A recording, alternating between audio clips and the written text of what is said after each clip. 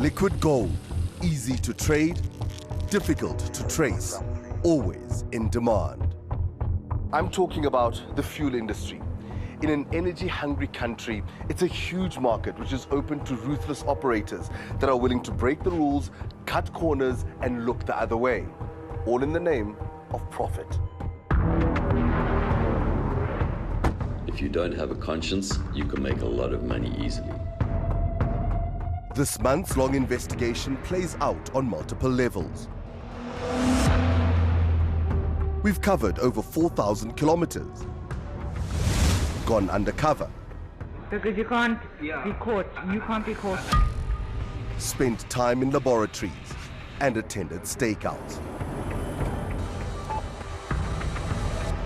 We've searched for the alleged culprits and even caught some red-handed. Here's the paperwork. The paperwork doesn't lie. The illicit fuel trade happens on 3 levels, from the straight-up theft of millions of liters to stretching profit margins by mixing up blends of diesel, and a cross-border tax fraud operation that's never been captured on camera until now.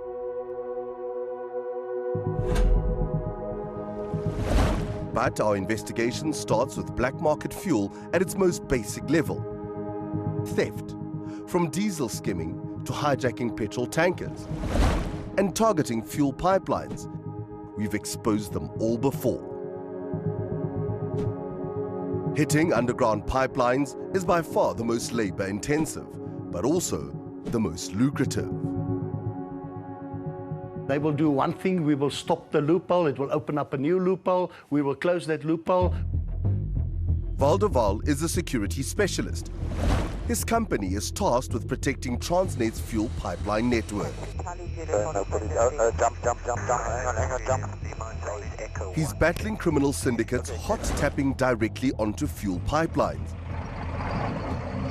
concealing flow bins in trucks, and going as far as digging underground tunnels to tap in. Then you can see the hole down there. Intelligence-driven operations have been adapted, utilizing ground and air teams to meet the ever-changing criminal MO. We'll talk now. Listen carefully, my friend. I'm coming for you.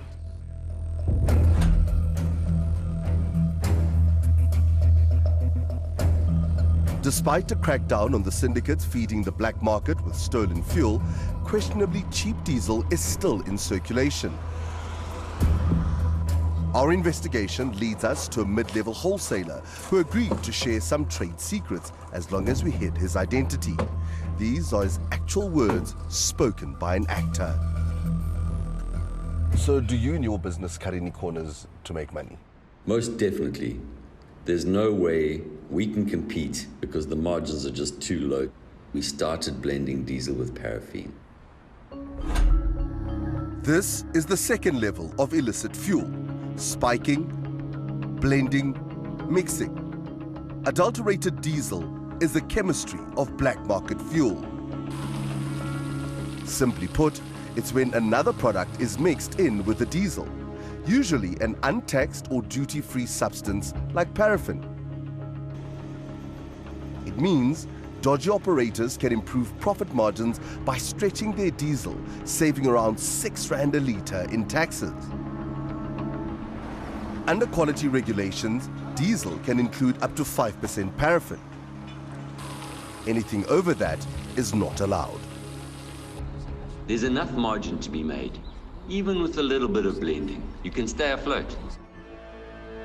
But some mixers whip up blends with paraffin ratios ranging from 35 to 65%. These guys are just out to kill it. You get dirty diesel in the sense of dog crap. That is cutting the lifespan of that engine in half. It's just greed for money. It's gotten very, very big in the last couple of years. We've seen an increase in the amount of illicit mixing in the country. Richard Friend works for a global leader in fuel integrity services with a focus on security.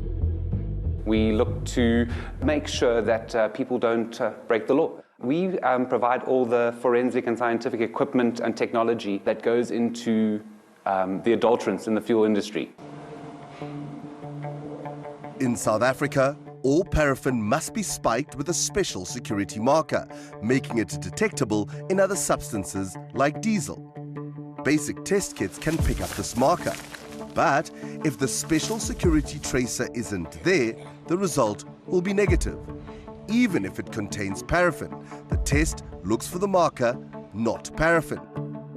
Dodgy diesel suppliers know this and are finding ways to cheat the system.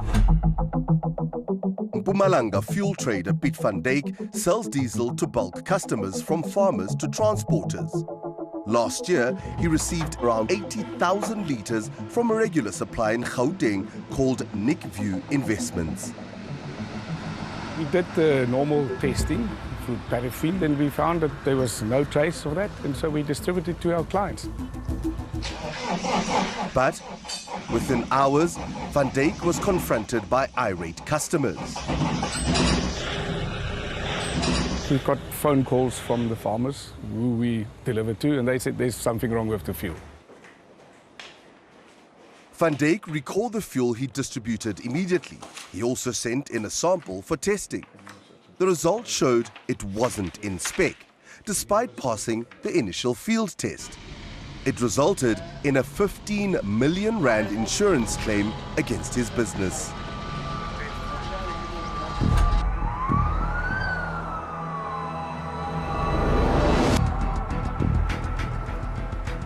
So the company that supplied Piet van Dijk out in 𝗀𝗁𝗶𝗀𝗶 lists an address somewhere here in Joburg, Bredau. Here's 299. Hello. But inside the premises, there was no sign of 𝗀𝗏𝗏𝗏𝗏 Investments. We call the number on the invoice. Where are your offices so that we can come and see you there? All right, it's 299 6th Avenue. We're here. We're at 299. Which one is your office, sir? Okay, let me speak to the guys who are there, because I'm not there at the moment. Oh, okay. No problem. Apparently, no one was available. But the landlord told us 𝗀𝗏𝗏𝗏𝗏 Investments had never been tenants. 𝗀𝗏𝗏𝗏𝗏 Investments took legal action against Van Dijk for outstanding payments, denying the supplied diesel didn't conform to the required specs. They challenged him to provide conclusive proof that their loads were substandard.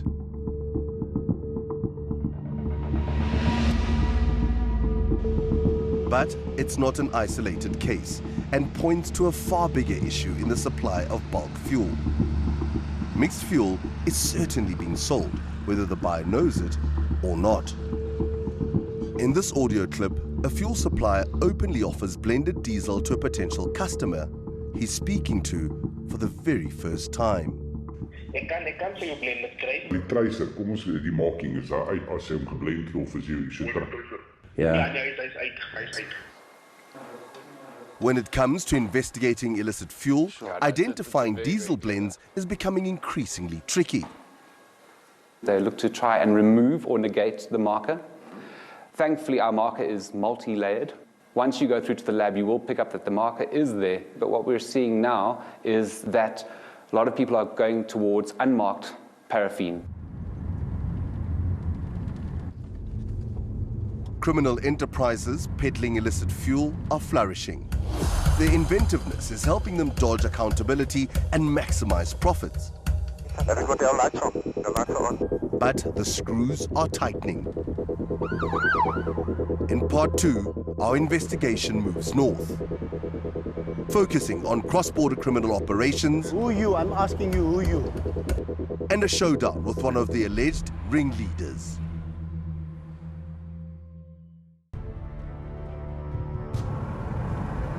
We're investigating criminal networks raking in millions from dodgy diesel.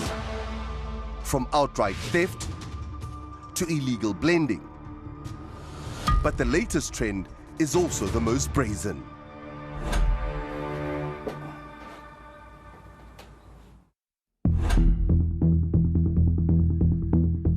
The third level of the illicit fuel trade is fraud. on an international organized crime scale. It involves the most people and the most cash-changing hands. It's evolved to a level which has never been exposed until now. It's a simple scam that's all about overloading and under-declaring. A truck legally loads 60,000 litres of diesel in Mozambique, paid for at the proper pricing. The driver heads back to South Africa, but only declares 40,000 litres to SARS, cheating the country of around 120,000 rand in taxes. And it's not just one truck. Here at Mpumalanga's Lebombo border, it's multiple trucks all the time.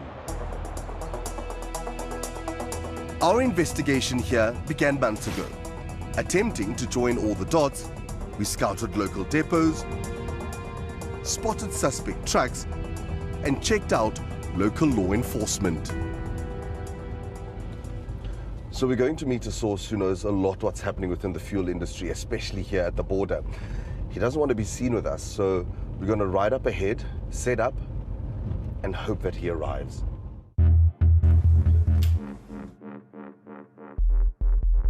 How are you feeling? Mense word maar uitgehaal en dit is 'n gevaarlike bedryf, so ja, stresvol. In just 2 years, the fuel industry here has grown dramatically. Hier is omtrent seker 100, 200, 300 tankers wat tans hier laai wat jy nooit gesien het nie. Ek meen almal, die goedkoopste plek was Durban. Dis omtrent soos 'n tweede Durban nou hierdie kant. The only financially viable way of distributing fuel from here to other parts of the country is to cheat on taxes and duties. To prevent that, authorities monitor whether trucks are carrying their declared loads by weighing them. One way of checking if a truck is overloaded is to bring it to the weigh bridge. But the weigh bridge has to be open and in working condition. And it seems it's hardly ever the case here. As die weegbrug nie werk nie, is dit tot hulle voordeel, want elke dag is daar mense, maar die trokke ry net verby. And our source says a lot of help is needed to pull it off. Daar's definitief clearing agents betrokke, maar nou kort hulle die ander partye om die res van die transaksies te voltooi. Eerstens is dit die SARS, die customs ouens, die polisie, die speed cops, mense by die weegbrug, so hulle is almal definitief involved. Posing as dodgy transporters, we secured a meeting with a clearing agent working at the border. He emphasized that the scam's participants don't come cheap. 20, 50,000, someone took 10,000, 16,000. They're usually not taking more than that. They want cash. Cash. Yeah, because it can't go to the bank. Okay. Yeah, because life. But the scam also requires the right paperwork. In Mozambique, the truck driver is given a receipt and a report listing the correct amount of diesel loaded. It's this document that needs to be altered to reduce the number of litres. You only know on the truck. It's more. Okay. Those documents from Mozambique, these are the most important documents. Important and for sale. In this clip, provided by our source, a Mozambican contact has got a book of blank quantity sheets used to under-declare the diesel on the South African side of the border. They prefer to sell the whole book. Each a page, they are asking for 750 rands. So I already got a book here with me. What they're just waiting is just the payment. Jou trok ry dan met die twee stelle papierwerk grens toe. Aan die Mosambiekse kant stamp hulle hul 60,000 liter papierwerk. Aan die SA kant betaal hy sy duties op die 40,000. All bribes paid, the overloaded and under-declared truck makes off with at least 100,000 rand in clean profit stolen from the South African government. It's a crime trend now on law enforcement's radar. Security specialists contracted by Transnet have joined forces with a small group of hand-picked SARS and Hawks officers. 𝗀𝗶𝗴𝗶 is running this project. That's your problem. Why do you think the modus operandi is constantly evolving and changing? That's organized crime. It will involve all the time. You know, you can minimize it, and you just need to be too ahead of them with your expertise.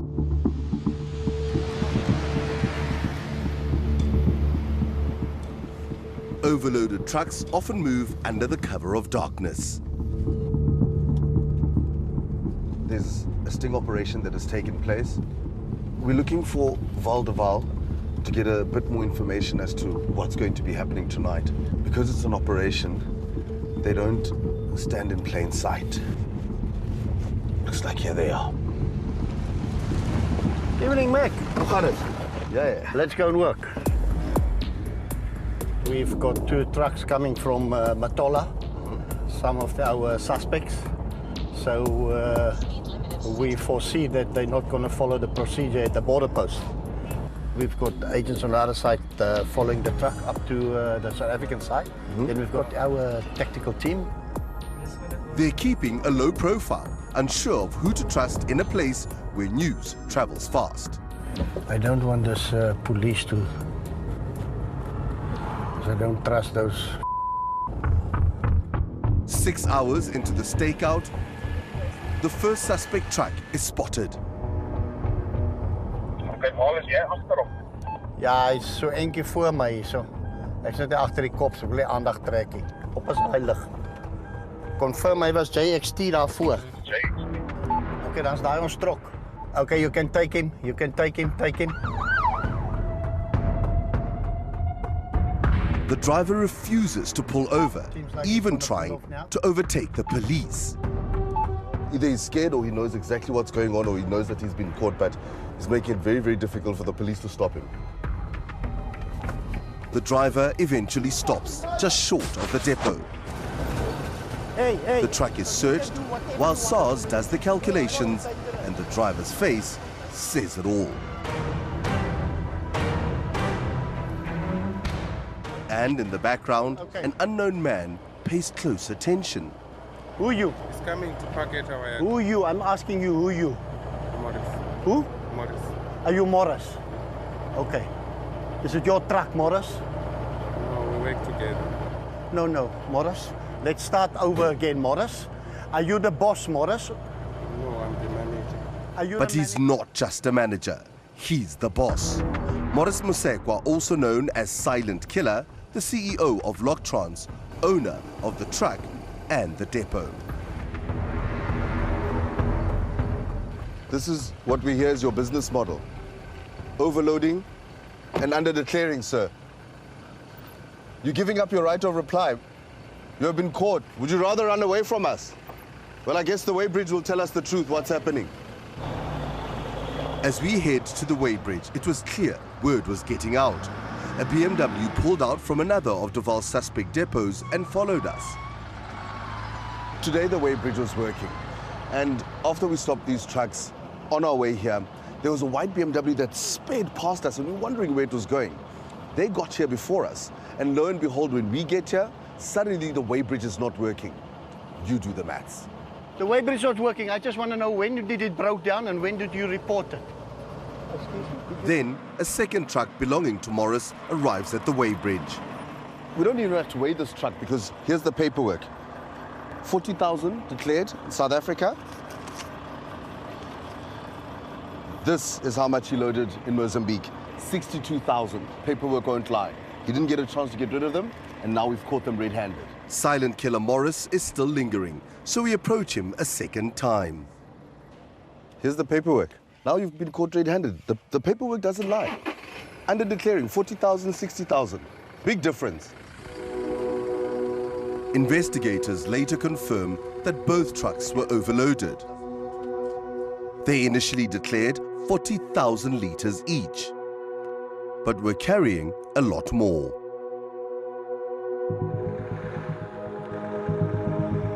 We always knew that there was a bit of overloading here and there and a bit of mixing here and there. But to this scale, never. I mean, this is an eye-opener for the country, for law enforcement, for everybody involved.